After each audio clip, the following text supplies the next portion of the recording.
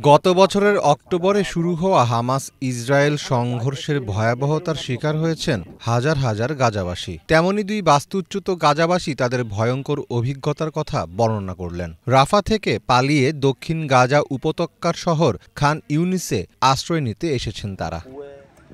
মুহাম্মদ এবং মুস্তফা আল কুদরা নিরাপত্তার সন্ধানে রাফা থেকে খান ইউনিসের কাছে পালিয়ে যান তারা। সে সময় তারা ছিলেন গৃহহীন এবং আশ্রয়হীন, তবুও তারা বেঁচে থাকার জন্য মরিয়া। ধ্বংসাবশেষের মধ্যে পাওয়া কাঠ দিয়ে একটি অস্থায়ী আশ্রয় তৈরি করার চেষ্টা চালাচ্ছেন তারা। নিজের ভয়াবহ অভিজ্ঞতার কথা শোনালেন গাজা থেকে পালিয়ে আসা মুহাম্মদ আল কুদরা।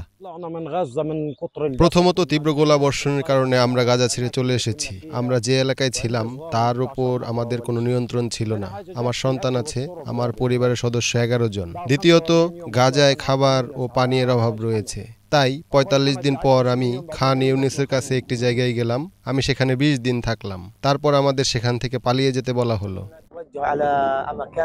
আমরা এখানে নিরাপত্তার জন্য এসেছি এবং আমরা নিজেদের রক্ষা করার জন্য বোমা হামলা এবং যুদ্ধ থেকে পালিয়ে এসেছি। সেদিন মাগরিবের নামাজের কিছুক্ষণ পর বোমা হামলা হয়। তীব্র বোমা বিস্ফোরণ এবং বিশৃঙ্খলার মধ্যে আমরা ইবনে খালদুনের স্কুলের প্রবেশদ্বারে পৌঁছাই। আমরা সেখানে একজন ভালো ব্যক্তিকে পেয়েছিলাম যে আমাদের একটি বাসে করে এখানে নিয়ে এসেছিল।